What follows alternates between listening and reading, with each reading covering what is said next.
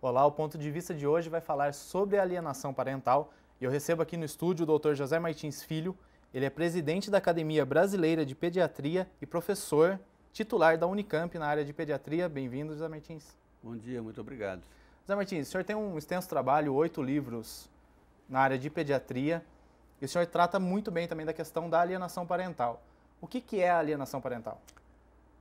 Você pode definir a alienação parental de várias maneiras, mas a mais clássica é da situação em que um dos genitores, o pai ou a mãe, infelizmente mais frequentemente a mãe, nós vamos discutir isso depois, tenta apagar da memória do filho, das crianças, a imagem do outro genitor. Isso principalmente no caso de pais separados. Frequentemente em casos de separações, principalmente as litigiosas, quando a separação é muito violenta, agressiva, com mágoas, e aí as crianças passam a ser usadas numa relação com o outro cônjuge, de forma a agredir o outro, até menosprezar, baixar o conhecimento da criança em relação a outro genitor, dificuldades para essa criança poder ver essa pessoa, e inclusive às vezes mentiras, calúnias que marcam profundamente a vida das crianças. Agora, a alienação parental não ocorre só na separação.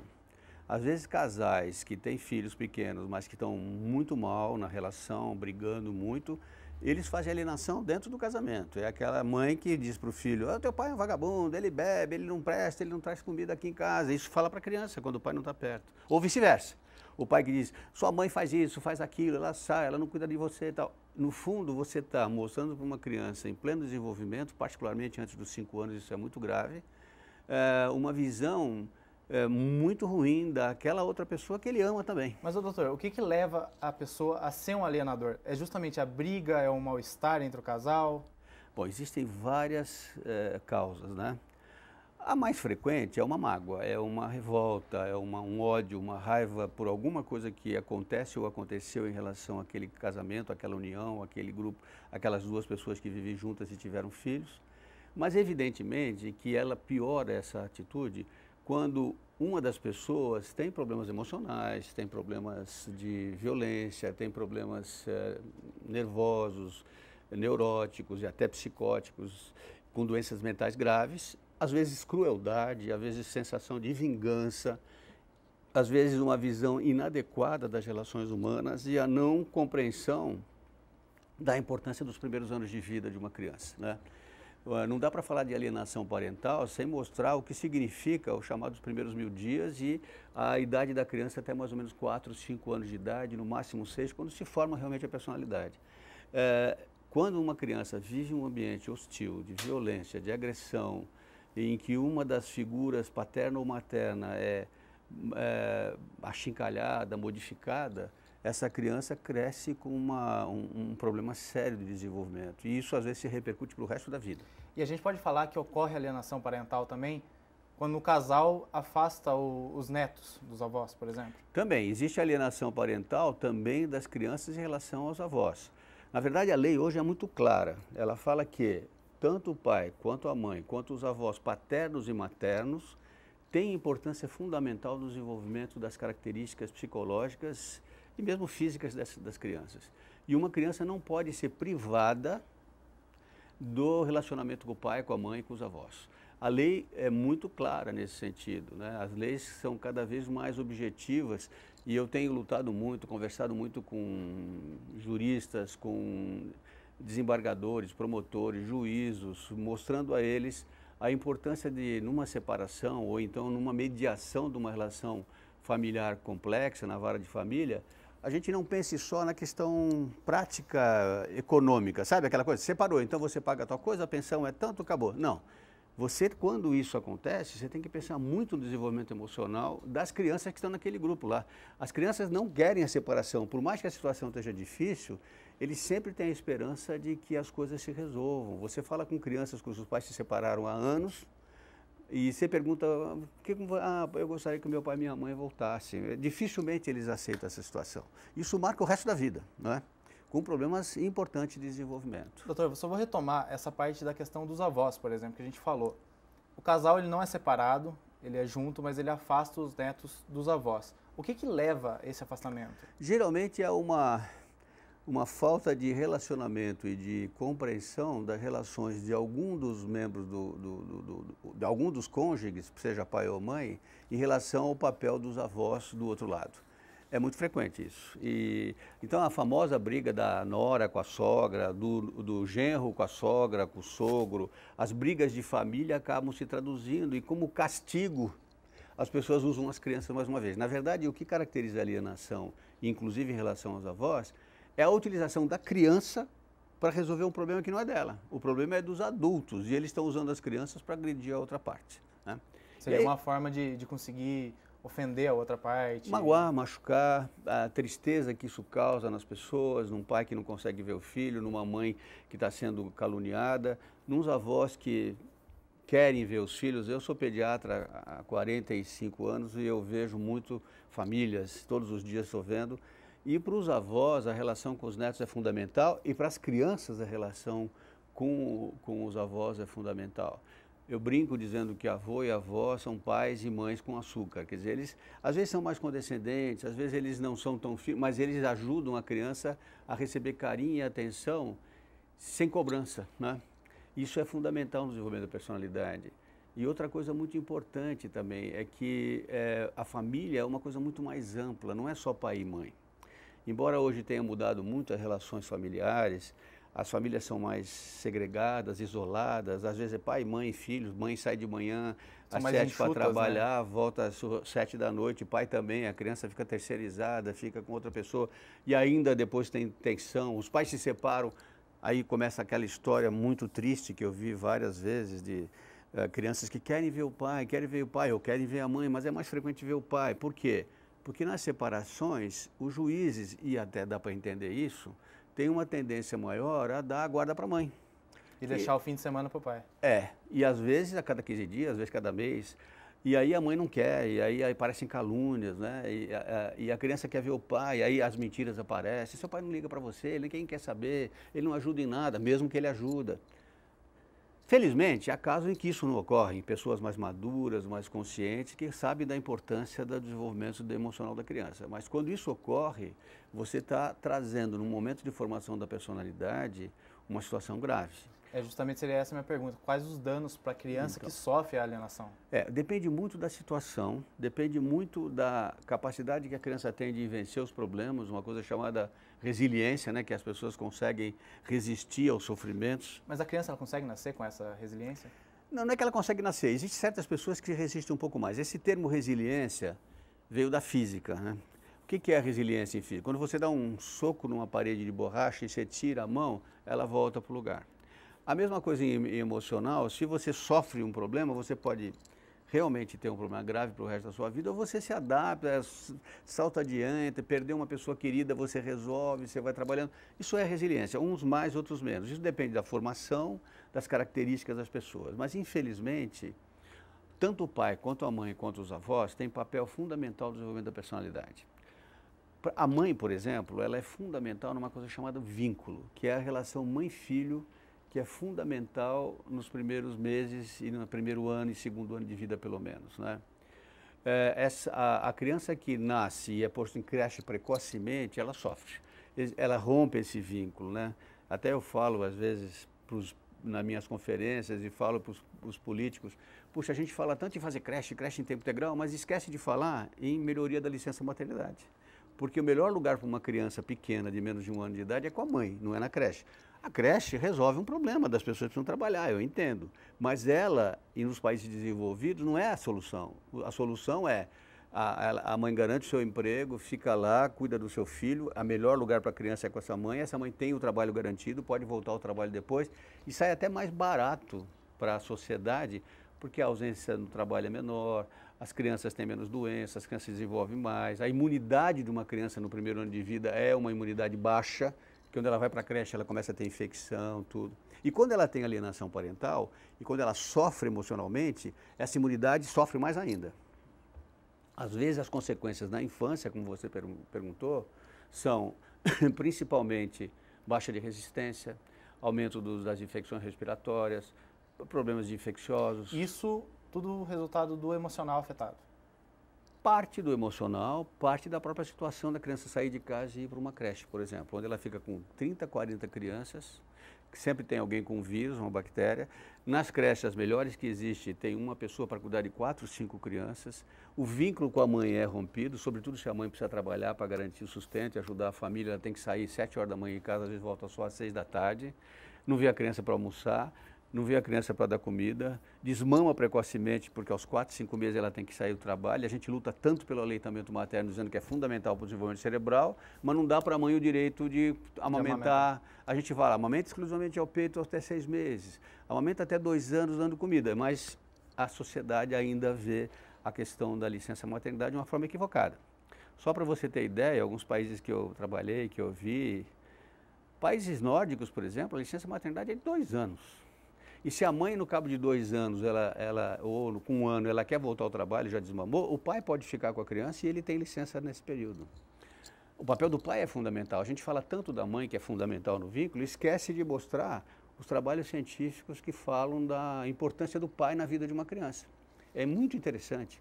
Por exemplo, tem uns trabalhos recentes que eu agora andei lendo e estou usando em umas aulas minhas.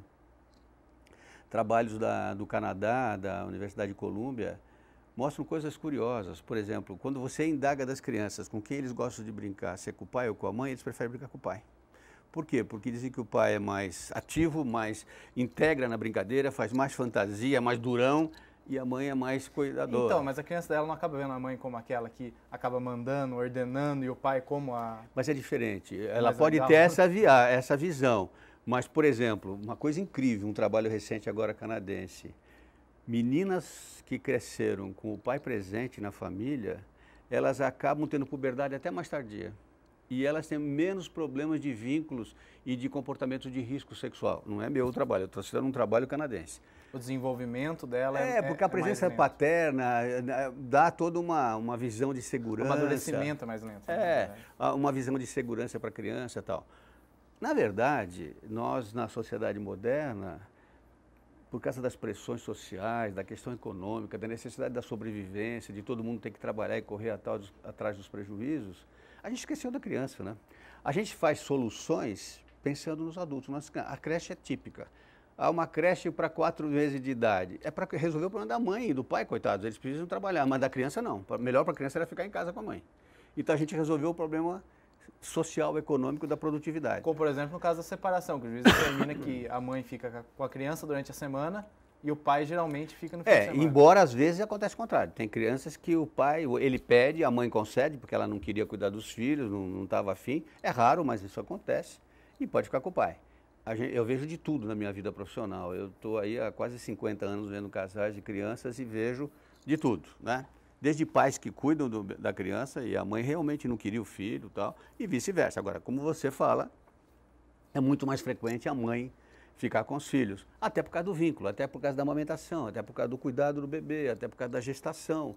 É natural isso. O que eu sempre peço aos juízes, e eu hoje estou trabalhando num grupo de São Paulo, do Instituto Alana, que é um instituto que cuida das crianças, e também colaborando com um outro instituto chamado 0 a 6.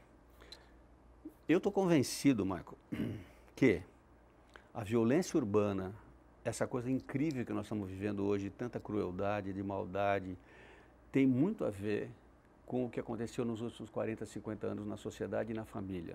A ruptura das relações, a falta de presença, a terceirização infantil, a alienação parental. O mercado de trabalho exigindo O mercado de trabalho exigindo cada vez mais trabalho.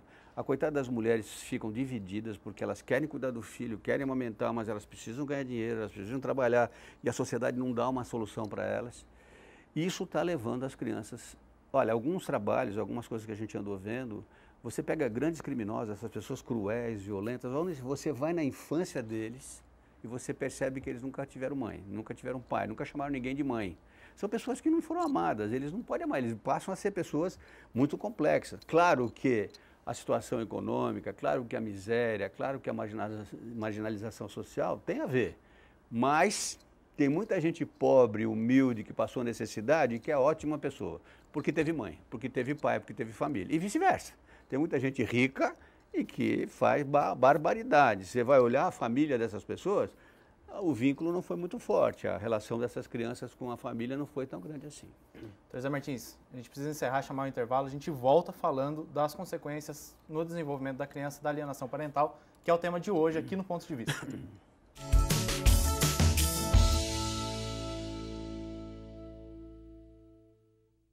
Você fica constrangido quando encontra uma pessoa com deficiência? Então, está na hora de mudar. Deficiência não é doença e essas dicas são para você. Ao conversar com o cadeirante, procure sentar-se. Assim, vocês mantêm a mesma linha do olhar. Para ajudá-lo a subir um degrau, segure a cadeira com firmeza e incline para trás, levantando as rodinhas da frente.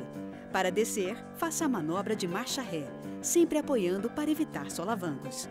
Mas nunca movimente a cadeira sem antes pedir permissão ao cadeirante.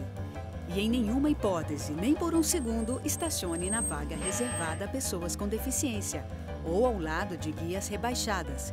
Você gostaria que construíssem um muro na porta da sua garagem? Pois é, quando você estaciona em lugares reservados, está impedindo que o deficiente físico se locomova. Cidadania é saber conviver com as diferenças.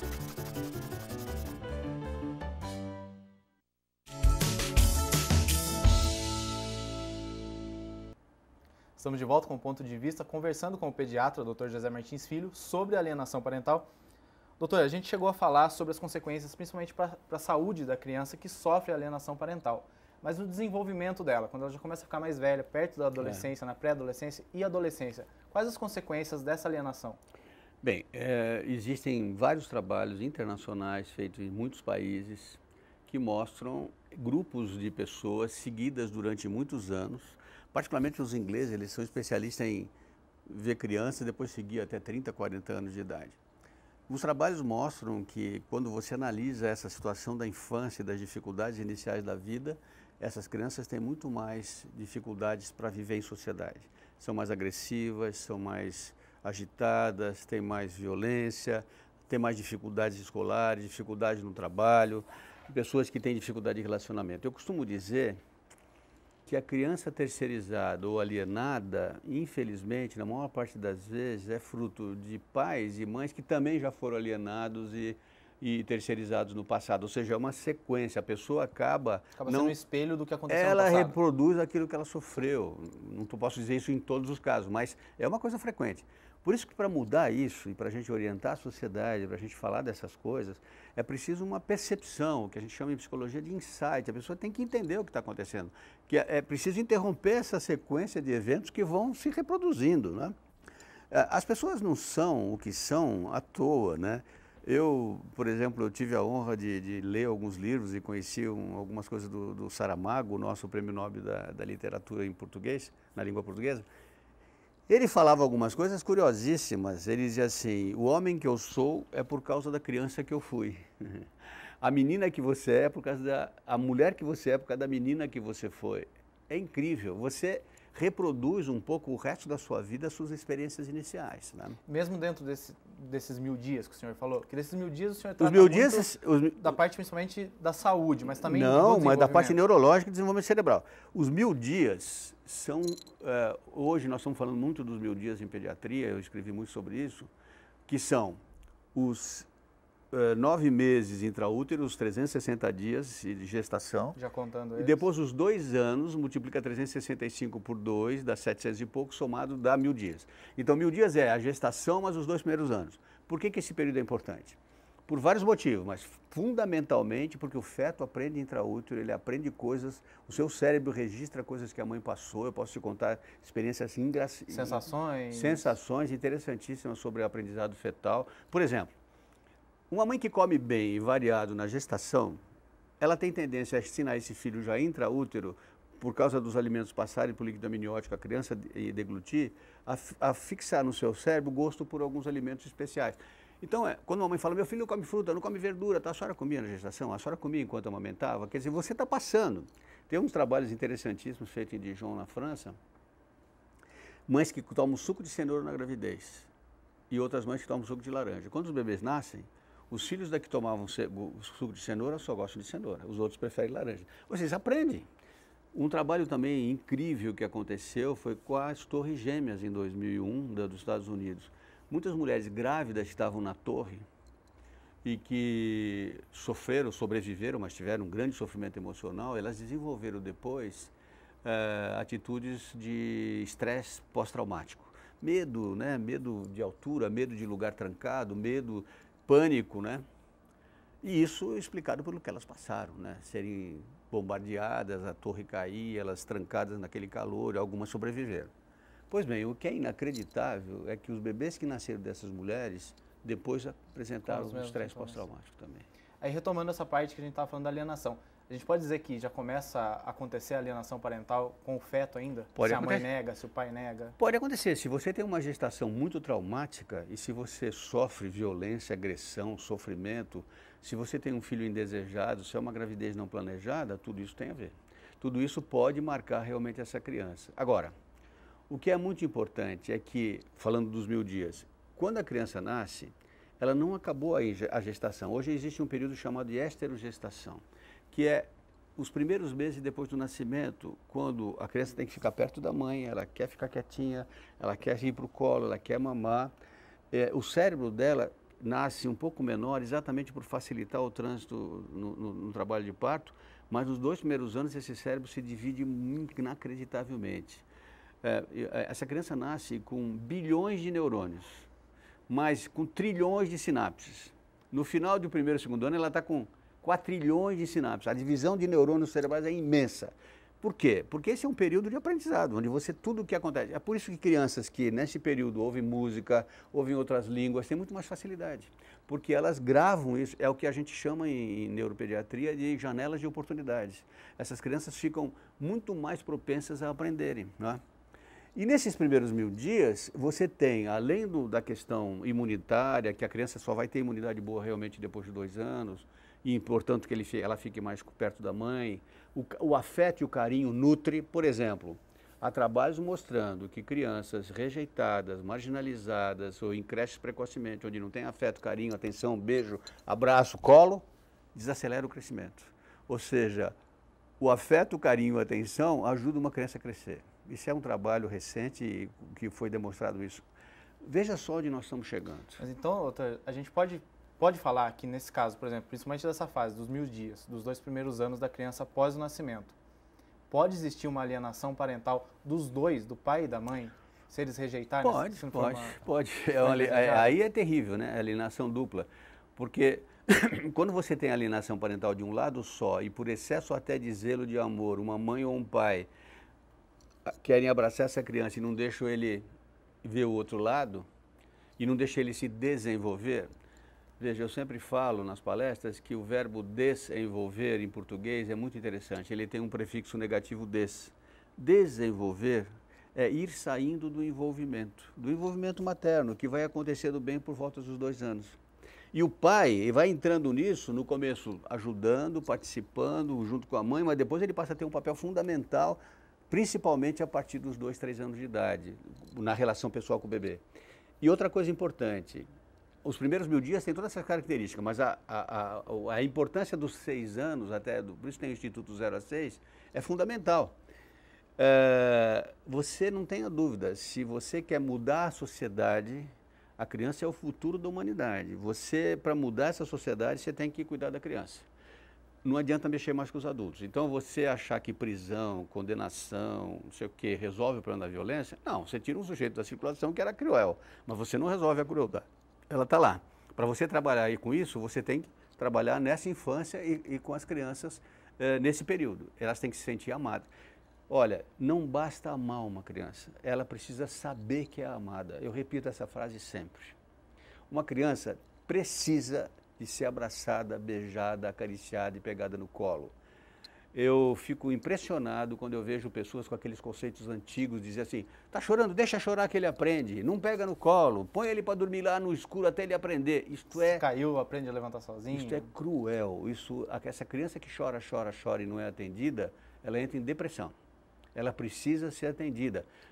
Você vê qualquer animal mamífero, ele nasce, a mãe está lá deitadinha, a cadelinha, a gatinha, vai lá, ele fica mamando lá, ela protege o tal. Se você tira os cachorrinhos antes, ela fica desesperada e eles choram muito também. Ou seja, na verdade, Essa relação mãe-filho precoce, e depois família-criança e pai-criança, ela é fundamental para o resto da existência. E a gente pode falar também, doutor, que no caso da alienação parental, por exemplo, com os avós sofrem psicologicamente com isso? Muito, muito.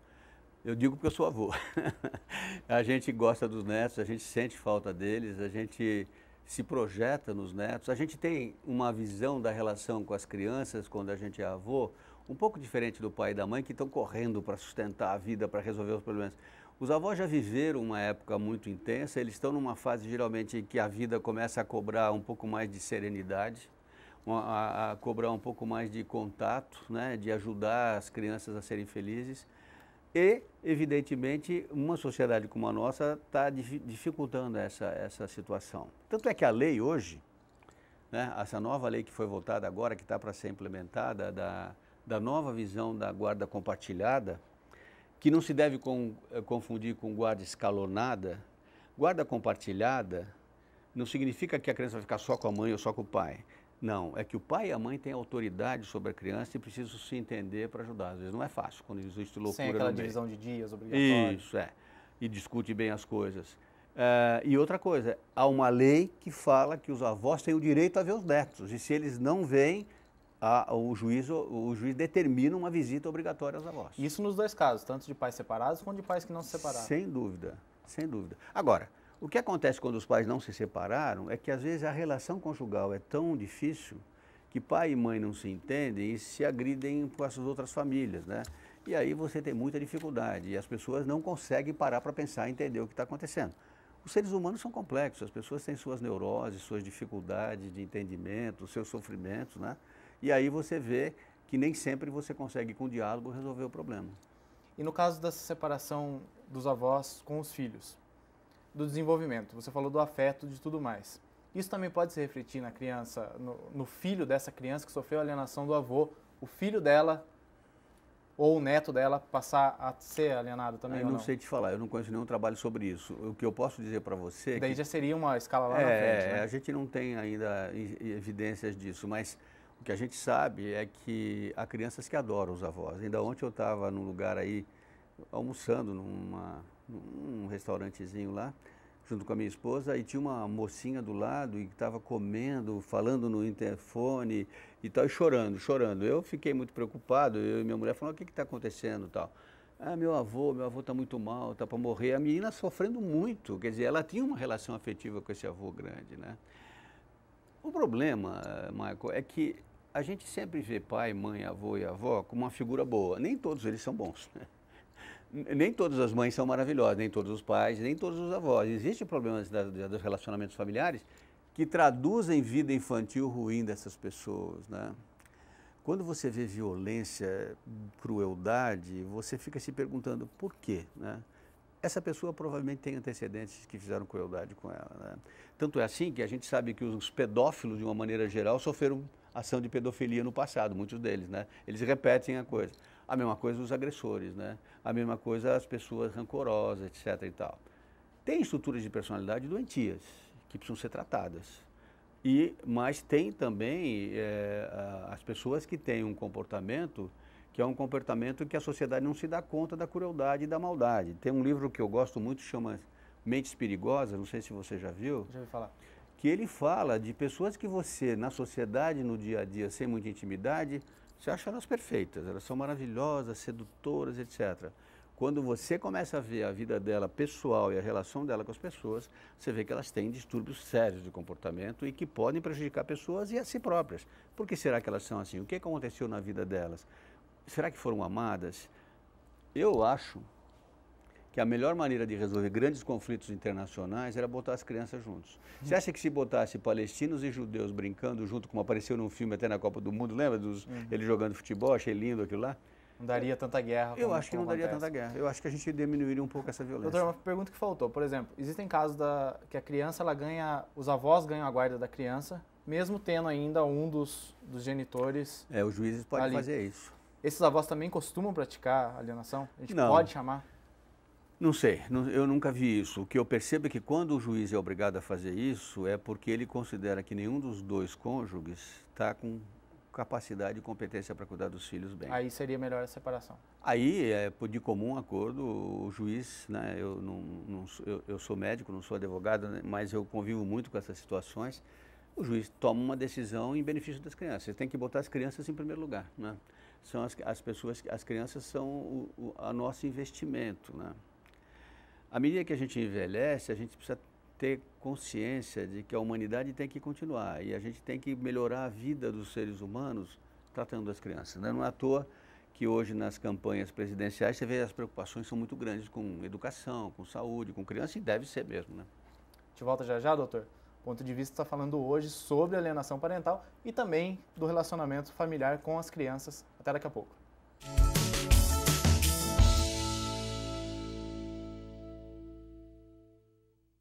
Você fica constrangido quando encontra uma pessoa com deficiência?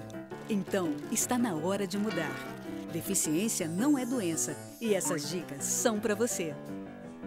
Ao encontrar uma pessoa cega, toque em seu braço e se apresente antes de começar a conversa. Para caminhar, coloque a mão da pessoa cega no seu ombro ou no cotovelo dobrado. Deixe que ela acompanhe o seu corpo e avise com antecedência sobre a existência de barreiras. Nunca faça carinho ou dê alimentos ao cão-guia. Ele está trabalhando para o cego e não pode ser distraído. O cão-guia também pode entrar em qualquer ambiente público. É um direito garantido por lei. Cidadania é saber conviver com as diferenças.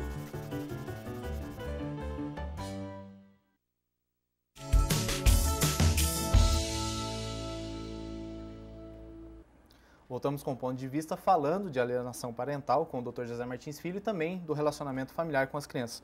Doutor, existe a Lei 12.318, de 26 de agosto de 2010, que trata justamente da alienação parental. A gente pode falar que essa lei ela é suficiente, ela está bem adequada? Eu acho que ela pode ser aperfeiçoada. As leis sempre têm que retratar a realidade social e as coisas que estão acontecendo. Ela tem coisas interessantes. Ela determina algumas condutas e algumas orientações de como a gente pode proteger as crianças num caso de uma separação ou quando a alienação acontece mesmo dentro de casa, com pais não separados. O que eu acho fundamental é que não é só você olhar a lei restrita e tentar resolver o problema baseado em itens da lei. Eu acho que é preciso, na minha opinião, quando uma criança ou algumas crianças estão nessa situação e a área jurídica tem que entrar para determinar uma melhor vida para essas crianças ou uma guarda, que pai e mãe sejam analisados, sejam avaliados e submetidos até uma perícia conjugal e uma perícia emocional. Eu acho que existem aí psicólogos forenses capazes de fazer isso, entender o que está acontecendo, porque eu acho que também por causa da questão da grande quantidade de pessoas que vão atrás dessa lei, o juiz não tem tempo de ver isso. Às vezes ele é obrigado a tomar decisões assim, não, a sua pensão vai ser tanto, o senhor vai pagar para ela ou ela vai pagar para o senhor. Precisaria ter uma sensibilidade maior dos juízes nesse ou caso. então eles terem mais acesso e assessoria, porque eles também ficam assoberbados, né? Eles têm muitos casos para analisar e às vezes eles não têm tempo. Então, na verdade, eu acho que o primeiro passo numa separação conjugal e numa decisão de guarda seria entender o que está acontecendo. Pedir uma avaliação de um psicólogo forense, entender o que está acontecendo, ver como é que esses dois se comportam, ouvir os dois, falar que sim, vai ter uma pensão, os bens vão ser assim, assado, mas que existe uma fundamental importância na proteção da criança e da relação dos dois, que os dois são importantes na formação da personalidade e as famílias também. Isso não está acontecendo, isso não tem tempo para isso. O juiz acaba decidindo rapidamente, chama lá, vocês querem separar assim, então tal, e às vezes as crianças nem aparecem na discussão, né? E eu como pediatra vejo que cada vez mais a quantidade de pessoas que se separam precocemente é muito grande, né? Alguns indicadores incríveis, né? Há um despreparo no planejamento familiar? Sem dúvida nenhuma. Mais de 50% dos casais podem se separar antes de 5, 6 anos de casamento e a maior parte deles tem filhos pequenos. E as pessoas falam, não aguento mais brigar, é melhor separar do que ficar brigando. Mas não estão pensando nas crianças, né? Ou não sabe bem como é que vai ser a coisa com as crianças.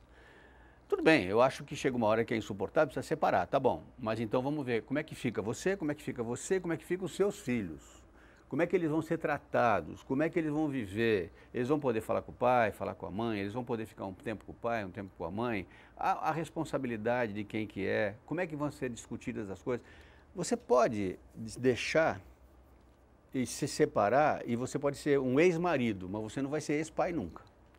Uma ex-esposa, mas não vai ser ex-mãe nunca. Você sempre é a mãe, sempre é o pai. Mesmo ali também. Mesmo que as pessoas se juntem com outras pessoas que vão cuidar, vão fazer novos casamentos, eles não são o pai e a mãe das crianças.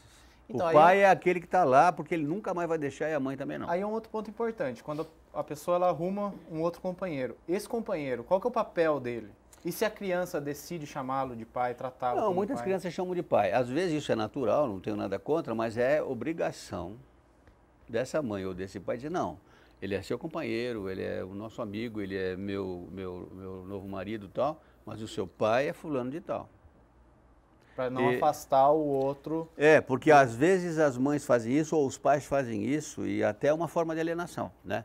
Aí no dia dos pais dá presente para o novo companheiro e não para o pai. Na festinha do colégio não avisa o pai e avisa o ex-companheiro. As pessoas têm que entender o que eu vou repetir novamente. Você pode ser ex-marido, você não é ex-pai. Bom, mas tem gente que abandona, que não quer saber, que vai... Bom, é verdade. Aí nem sumiu, não está nem aí, não quer nem saber. Bom, aí tudo bem, aí tem um pai adotivo, uma pessoa que assume. Mas na grande maioria das vezes que eu vejo nas alienações parentais, é uma tentativa de transferir para um companheiro novo o papel de pai, e não é. Ele pode ajudar, ele vai estar em casa, mas o pai é quem gerou esse filho. E ele que tem responsabilidade ética e legal. É muito complexo isso não é tão simples assim, porque tem certas famílias que é impossível você conseguir isso, né?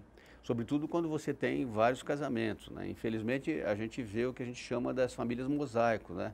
São crianças que têm 8 avós, né? Porque o pai casou 2 vezes ou 3, e aí cada vez que as crianças ficam perdidas, a mãe também e tal, e aí você, né, começa a ter realmente uma dificuldade para a criança entender isso. Mas essa situação também. Mas o que gera um bem-estar nessa situação, às vezes complexa, é a presença do amor. Doutor, e do respeito pela criança. A gente pode falar aqui no caso de uma alienação parental, tanto de pais separados quanto de pais que ainda estão juntos, alienação em relação aos avós, que é possível reverter essa situação? Um caso que já vem acontecendo. De alienação? De alienação. Pode, mas não é fácil. Porque o rancor, o ódio, a sensação de frustração é muito grande. E aquilo fica na criança também? A criança consegue perder isso com o tempo? Não, depende. Se a criança começa a apresentar dificuldades escolares, dificuldade de desenvolvimento, ela vai ter que passar por apoio psicológico, ela vai ter que ter ajuda do pediatra. O pediatra tem que perceber isso, quer dizer, nós estamos mudando, e a minha função de professor de pediatria é um pouco essa, e como presidente da academia, nós aumentamos 1 ano a mais de residência de pediatria agora, então 3 anos, exatamente para começar a mostrar que o pediatra não é só o tratador de doença de criança, quer dizer, de infecção, de diarreia, de pulmão, de tosse, de ouvido, que as mães só levam as crianças geralmente depois de uma certa idade quando tem um problema, mas ele tem que ter a percepção preventiva de ver como é que essa criança está crescendo. Ah, ela não come bem, não come bem, não está crescendo bem, está indo mal na escola. Bom, o que está acontecendo? Como é que está? Qual é o tempo que você tem? Ele pode pedir uma intervenção judicial, alguma coisa do tipo? Pode. Ele pode, evidentemente. Agora, o que o pediatra precisa fazer antes de tomar uma atitude dessa é chamar a família. Por exemplo, uma criança que vai no consultório com a mãe durante vários anos e o pai nunca apareceu, tem alguma coisa no lugar. Aí precisa perguntar para você, por que o seu marido não vem? Por que o pai não está aqui? Ou vice-versa, só o pai vai no médico e não vai a mãe. É sinal de que tem alguma coisa errada, né? As pessoas não estão se vinculando, não tá. Então é nessa hora que ele tem que falar, olha, está indo tudo bem? Como é que está a escola desse menino? Como é que ele está a alimentação dele? Como é que ele está se sentindo? Ele está dormindo bem? Ele tem pesadelo? Ele acorda à noite com terror noturno? Ele tem dificuldade de linguagem? Ele está escrevendo mal? Ele não está aprendendo? Esse é um papel do pediatra. O pediatra, Michael, é o último dos clínicos gerais. A gente faz de tudo com a criança. E tem os especialistas em pediatria. Eu, por exemplo, sou especialista em recém-nascido e neonatal, mas eu sou um clínico geral de pediatria. Tem outros que fazem pneu, outros fazem gastro. A gente acaba fazendo de tudo um pouco. Mas o que a gente hoje está lutando muito para formar o pediatra é com essa visão psicossocial familiar. Quer dizer, qual é o nosso papel? Por quê? Quando uma criança começa a apresentar alguma dificuldade emocional, ou psicológica, ou terror, as pessoas não vão no psiquiatra, no psicólogo, vão no pediatra. Ele é que tem que fazer o diagnóstico, aí se for o caso, se for uma coisa mais complexa, ele encaminha. Mas ele é que vai ter que discutir um pouco isso e ajudar. E outra coisa, comentar a questão da alienação parental com a mãe e com o pai. É frequente chegar no meu consultório e falar, ele, pai, não aparece nada, o senhor está me perguntando, ele nunca veio aqui. Falei, o pediatra ele tem que tentar impedir essa situação. Ou pelo menos dizer o que ele acha, tentar intervir. Não é fácil, porque algumas vezes quando ele entra nisso, a pessoa some, né? Porque não quer ouvir, não quer ouvir. Como antigamente a gente começou a falar de aleitamento materno e havia muita dificuldade, porque a mãe trabalhava tudo, e eu lutei muito pelo aleitamento, a gente sentia que as pessoas se sentiam pressionadas quando você fala, precisa amamentar, o teu bebê é importante, isso desenvolve o cérebro, isso protege contra a infecção. A mesma coisa é na questão da alienação e na questão da presença da família. Eu chego a um ponto de sugerir para algumas famílias, no outro dia receitei para uma criança que o pai não aparecia, que a mãe saía às 7 da manhã, voltava às 8 da noite, ficava cada vez com uma babá diferente ou com uma vizinha, com não sei o quê, um menino triste e deprimido. Eu receitei um cachorrinho 24 horas. Como, doutor? Eu falei, não, pelo menos vai ter um bichinho para brincar, o cachorro vai lamber ele vai lamber o cachorro. A criança precisa dessa relação afetiva. Uma criança não é uma máquina que você sai às 7 da manhã, deixa a comida pronta, vai para o colégio o dia inteiro, para uma criança de 1 ano e meio, 2. A educação em tempo integral, que tanto se fala, é para mais tarde. Do fundamental para frente. Mas na creche, nos primeiros anos de vida, não é. Você botar uma criança às 7 da manhã e tirar ela às 6 da tarde, não é bom. Sei que é difícil de resolver isso na situação atual. A gente precisa começar a discutir essas coisas para ver se um dia alguém aumenta essa licença maternidade. Nós lutamos muito para ir para 6 meses. Infelizmente, só conseguimos que algumas firmas dessem 2 meses a mais, não é obrigatório, é opcional e tal. Mas nós estamos lutando para ir para alguns países que têm 2 anos, 2 anos e meio. Doutor, o senhor tem 8 livros, um que acabou de ser lançado em outubro, e esse último livro trata bem disso que a gente falou aqui no programa, né? Esse Qual livro, que é o nome dele? Esse livro chama-se O Nascimento e a Família, ponto. Alegrias, surpresas e preocupações. Ou seja, é discutir essa coisa Por que eu escrevi esse livro? Tem um capítulo inteiro só sobre alienação. Eu escrevi esse livro porque, na minha vivência pediátrica, eu percebi que as pessoas... Nasce um filho, eles não sabem bem o que vai acontecer com eles. Tem gente que, mas ele chora de noite, eu não durmo mais, ele acorda, ele faz xixi agora, nossa, ele não está indo bem na escola, tal. Eu falo nesse livro isso que nós estamos conversando aqui. Quer dizer, como é que nós vamos resolver o problema da sociedade se a gente não entende que o nascimento muda a vida? É uma alegria, todo mundo fica feliz quando nasce um bebê, de repente começa surpresas, ele acorda de noite, ele chora, ele não sei o quê, a mãe precisa voltar ao trabalho e tal. E aí as preocupações, ele está indo mal na escola, tem muita infecção, tem muita diarreia, não está falando, não está andando na época certa, o que está acontecendo? É isso.